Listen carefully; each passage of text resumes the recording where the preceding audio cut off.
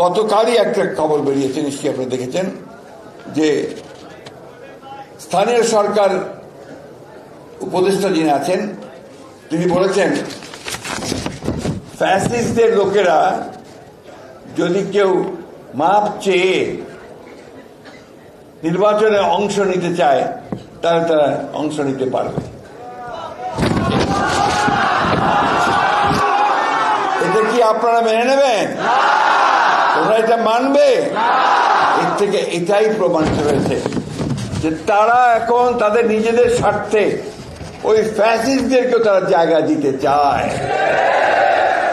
প্রায় 2000 ছেলে যারা শহীদ হয়েছে তাদের মধ্যে প্রায় 800 ছেলে আমাদের ছাত্র দলের ছেলেরা রয়েছে। যে আমাদের তরুণেরা, আমাদের ছাত্ররা কিভাবে বুকের রক্ত দিয়ে তারা সেই ফ্যাসিস্টকে হটিয়ে দিয়ে একটা নতুন সূর্য সামনের দিকে নিয়ে এসেছে। এবং এই আন্দোলনে ছাত্র দলের ভূমিকা নিঃসন্দেহে স্বর্ণাক্ষরে লেখা থাকবে। কারণ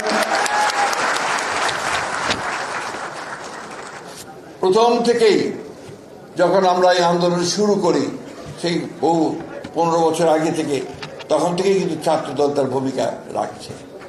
আর এই শেষ সময়ে শুধু 36 দিনে তার ফ্যাসিস্টরা উঠে যায়নি, 15 বছরের আন্দোলনে ত্যাগে রক্তে কিন্তু ফ্যাসিস্টদেরকে হারতে হয়েছে। হ্যাঁ, অবশ্যই এই 36 দিন ছিল একটা চূড়ান্ত যে আন্দোলন, সেই আন্দোলনের শেষ পর্যায়ে, সেই পর্যায়ে নিঃসন্দেহে আমাদের ছেলেরা তাদের অবদান রেখেছে। আমরা কি হিসাব দেখেছি আমাদের? সেই হিসাবে দেখেছি যে এই প্রায় 2000 ছেলে যারা শহীদ হয়েছে তাদের মধ্যে প্রায় 800 ছেলে আমাদের ছাত্র দলের ছেলেরা রয়েছে। আমি আমার ঠাকুরগাঁ জেলার কথা বলতে পারি, 9 জন যে শহীদ হয়েছে সেই 9 জনের মধ্যে 7 জনই হচ্ছে আমার ছাত্র দলের ছেলে।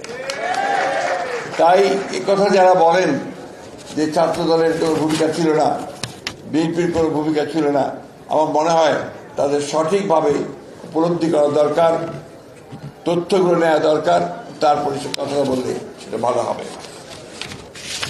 আজকে একটা অত্যন্ত ক্রান্তিকালে আমরা কিন্তু বাস করছি এখন, এবং এই ক্রান্তিকালটা হচ্ছে যে একটা ভয়াবহ একটা ফ্যাসিবাদী অবস্থান থেকে, একটা শাসন থেকে আমরা একটা গণতান্ত্রিক শাসনে যাওয়ার জন্য একেবারে তৈরি হয়ে আছে।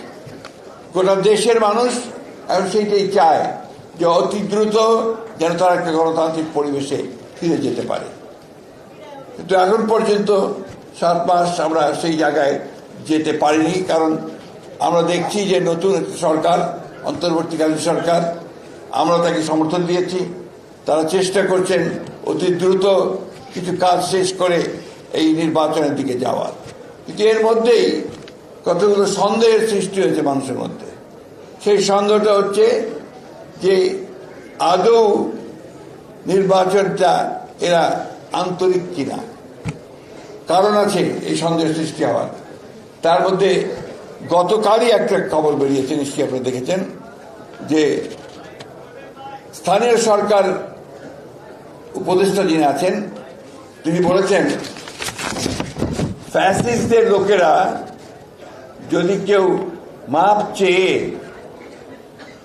নির্বাচনে অংশ নিতে চায় তাহলে তারা অংশ নিতে পারবে। এটা কি আপনারা মেনে নেবেন? তোমরা এটা মানবে? এর থেকে এটাই প্রমাণিত হয়েছে যে তারা এখন তাদের নিজেদের স্বার্থে ওই ফ্যাসিস্টদেরকেও তারা জায়গা দিতে চায়।